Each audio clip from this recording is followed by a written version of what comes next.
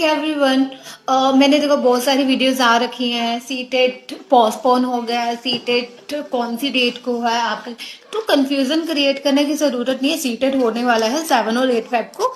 कुछ बच्चों का एग्जाम जो है 7 को होगा, कुछ का 8 को होगा। पोस्टपोन तो बिल्कुल भी नहीं हुआ। जिनकी प्रेपरेशन बहुत अच्छे से हो रखी है, रिवीजन करिए। तो इसको रोकना नहीं है अपनी स्टडी को। तो इन सब र्यूमर्स में मत पड़ो, अपनी प्रेपरेशन की ओर फोकस करो, क्योंकि यही लास्ट चांस है आपका। इसके बाद पता नहीं कब पेपर निकले, क्योंकि एक एक साल का गैप पड़ रहा है बीच में पेपर निकलने का।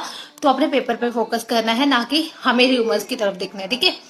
तो सबसे पहले मैं आज मैंने कुछ चैप्टर्स एनालाइज किए हैं, सीटेट के लिए बहुत ही इंपॉर्टेंट है। जैसे कि अभी एग्जाम आपका होने वाला है, तो आप देख लीजिए आपने कौन कौन से चैप्टर कवर कर लिया। अगर नहीं किए हैं तो उसको जरूर कीजिए, क्योंकि ये बहुत इंपॉर्टेंट है। मैंने एनालाइज करा है किन लाइक हाई वेटेज क्वेश्चन किन चैप्टर्स में से निकल के आते हैं। जिन भी चैप्टर से रिपीट क्वेश्चन हो रहे हैं, तो आप वो चैप्टर अच्छी तरह से कर लीजिए। जैसे कि प्याजे, जीन प्याजे की कॉग्निटिव डेवलपमेंट है, मोरल डेवलपमेंट है, कॉलबर्ग की थ्योरी है, मोरल डेवलपमेंट थ्योरी उसने दे रखी है, वाइगोस्की की है, लैंग्वेज रिलेटेड थ्योरी है। उसको अच्छी तरह से कर लीजिए। इसमें से बहुत ज्यादा मतलब बार बार क्वेश्चन पूछे जाते हैं और आएंगे ही आएंगे इसमें से। तो एक तो आपका ये टॉपिक कंफर्म्ड है। ठीक है। उसके बाद अपने हेरिडिटी रिलेटेड जो एनवायरमेंट और हेरिडिटी का हमारी एजुकेशन, हमारे मतलब चाइल्ड डेवलपमेंट के ऊपर क्या इफेक्ट पड़ता है, इस रिलेटेड क्वेश्चन पक्का पूछा जाता है। तो ये भी अच्छे से कर लेना। तो आपको पता है जब भी क्वेश्चंस ऐसे पूछे जाते हैं ना पेडागोजी में, तो चाइल्ड सेंटर्ड ही होते हैं। तो आपने बेस्ट से बेस्ट ऑप्शन चूज करना है, राइट। तो आपने देखना क्वेश्चन अगर पॉजिटिव वे में पूछा गया है, तो आपने रिजल्ट में जो आपने ऑप्शन चूज करना है ना, आंसर वो करेक्ट होगा, जो पॉजिटिव सबसे बेस्ट होगा रिजल्ट। ठीक है। उसी को आपने टिक करना है। तो ये तो होगा। अगर नेगेटिव क्वेश्चन पूछा गया है, तो नेगेटिव रिजल्ट आपने ढूंढने की कोशिश करनी है। सबसे नेगेटिव कौन सा हो सकता है, तो वही आपका राइट आंसर आएगा। जैसे ओनली, ये जो आता है ना, मात्र, केवल, ये वाले वर्ड जो आते हैं, एक्सटेंट, तो ये वाले जो वर्ड्स होते हैं ना, ये मतलब कि आपके ऑप्शन राइट ऑप्शन नहीं होते हैं। तो ध्यान से देखना, अगर पॉजिटिव क्वेश्चन है और ओनली वाली ऑप्शन आ रखी है, तो वो आपके राइट ऑप्शन नहीं है। तो ये तो टिप्स हुई। ठीक है। उसके बाद मैं टॉपिक डिस्कस कर रही हूँ, gender issues and social construct है। वो भी बहुत ही इंपॉर्टेंट क्वेश्चन है, लाइक बहुत ही इंपॉर्टेंट टॉपिक है। इसमें से जरूर क्वेश्चन पूछे जाते हैं। डिस्क्रिमिनेशन पूछा जाता है, जेंडर रोल पूछा जाता है, स्टीरियोटाइप्स टाइप के क्वेश्चन पूछे जाते हैं। और सोशलाइजेशन प्रोसेस है ना जो चैप्टर है, तो उसमें से ना स्टेजेस उसकी पूछी जाती है सोशलाइजेशन थियोरी की। और बहुत सारी थियोरीज आपको जैसे पता है, मैं अगर आपको बताऊं तो आपने सीसी करना है, उसके बाद आपने असेसमेंट सारी करनी है, assessment of learning, assessment for learning, assessment as learning. ये अच्छी तरह से करके जाना है। इसमें से बहुत सारे क्वेश्चन पूछे जाते हैं। और उसके बाद आपने चाइल्ड सेंटर जो भी है ना चीजें, देखो जी, इंक्लूसिव एजुकेशन जरूर पढ़ना है। इसमें से क्वेश्चन आएंगे ही आएंगे। और आपको पता है जब भी आपको पेडागोजी में क्वेश्चन पूछा जाता है, कभी भी टीचर सेंटर्ड नहीं होता, कभी भी स्कूल सेंटर्ड नहीं होता, ओनली चाइल्ड सेंटर्ड होता है। तो आपने चाइल्ड सेंटर वाले ही क्वेश्चन पे टिक करना है। उसके बाद आपको थ्योरीज बताने वाली हूँ मैं कुछ बहुत ही इंपॉर्टेंट थ्योरी है। अच्छी तरह से करके जाइएगा, इनकी सबकी स्टेजेस अच्छे से करके जाइएगा। इसमें है, आपको पता वाइगोस्की ने जो थ्योरी दे रखी है वो सोशियो कल्चर थ्योरी है।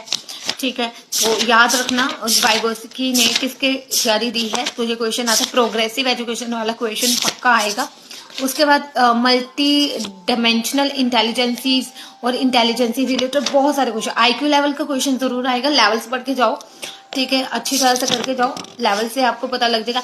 और इसमें लुइस थर्स्टन ने जो है प्राइमरी मेंटल एबिलिटी थ्योरी दी है, तो अच्छे से करके जाना। चार्ल्स स्पेयरमैन ने 2 फैक्टर थ्योरी, जी और एस फैक्टर दिया था। जी तो जनरल होता है, एस स्पेयर फैक्टर होता है, सॉरी स्पेसिफिक फैक्टर होता है। ठीक है। तो ये स्पेयरमैन की थ्योरी है, अच्छी तरह से करनी है आपने।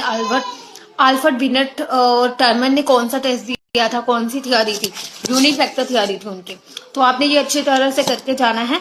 मल्टीपल इंटेलिजेंसीज करनी है, कौन कौन सी 8 टाइप्स ऑफ मल्टीपल इंटेलिजेंसीज है, वो सारी पढ़ के जानी है। इसके पॉइंट्स पूछे जाते हैं।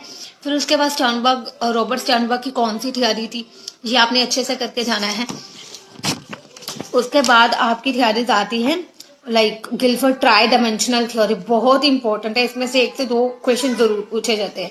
ठीक है। तो ये अच्छी तरह से measurement of the intelligence, IQ level test किस तरह से आप मेजर कर सकते हो, तो ये आपने अच्छी तरह से करके जाना है।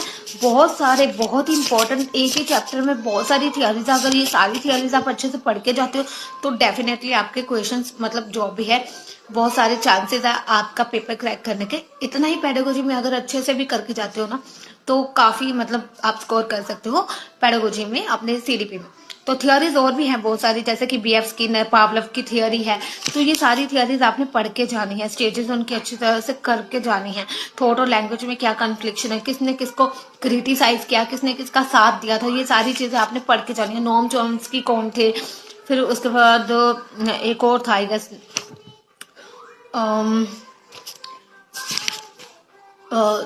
मैरी मोंटेंसरी कौन थी, मतलब क्या क्या है, फ्रोबल कौन थे, प्रोजेक्ट मेथड दिया था फ्रोबल ने। तो ये सारी चीजें आपको पढ़नी है खुद से। जेंडर इश्यूज जरूर करके जाना। चैप्टर बहुत ही कंफ्यूजिंग भी लगता है बच्चों को, लेकिन अगर आप अच्छी तरह से इनके डिफरेंसेस समझते हो कि स्टीरियोटाइप क्या होता है, जेंडर इश्यूज क्या है, जेंडर रोल क्या है, तो वो चीज अगर आपकी क्लियर हो जाती है, इसके रिलेटेड क्वेश्चन जरूर कीजिए प्रैक्टिस, तो आपको काफी हेल्प मिलेगा। तो ये सारा कुछ आपने करना है। इंडिविजुअल डिफरेंसेस, आपको पता बच्चा, हर बच्चा यूनिक होता है, तो ये स्टेटमेंट याद रखना है, एवरी चाइल्ड इज यूनिक। तो इंडिविजुअल डिफरेंसेस तो देखने को मिलेंगे हर बच्चे में, हर एक एज के हिसाब से उनकी ग्रोथ होती है, या किसी की भी ग्रोथ एक जैसी नहीं होती है, ठीक है, डेवलपमेंट एक जैसी नहीं होती है। ग्रोथ और डेवलपमेंट में क्या डिफरेंस है पता होना चाहिए। ग्रोथ क्या होता है, क्वांटिटेटिव है, क्वालिटेटिव है, या क्या है ना। तो ये सारी चीजें आपको पता होनी चाहिए। और सबसे इंपॉर्टेंट बात ये कि आपको प्रीवियस जो जितने भी क्वेश्चंस मिलते हैं वो सारे आपने प्रैक्टिस करने अच्छी तरह से। जितनी बार आप रिपीट करोगे उतना ही ज्यादा आपको क्या होगा, अंडरस्टैंडिंग भी होगी, क्वेश्चन क्लैरिटी होती है, टॉपिक क्लैरिटी होती है। आफ्टर दैट कि आपको क्वेश्चन अटेम्प्ट करने का पता लगता है। और साथ में टाइम मैनेजमेंट करना जरूर सीखिए, क्योंकि एग्जाम में सिर्फ टाइम मैनेजमेंट ही है जो आपका सबसे ज्यादा मतलब साथ देगा। तो मेन रोल तो टाइम मैनेजमेंट का। क्वेश्चन तो हम अटेम्प्ट कर लेंगे, बट टाइम मैनेज करना बहुत जरूरी है। Thank you.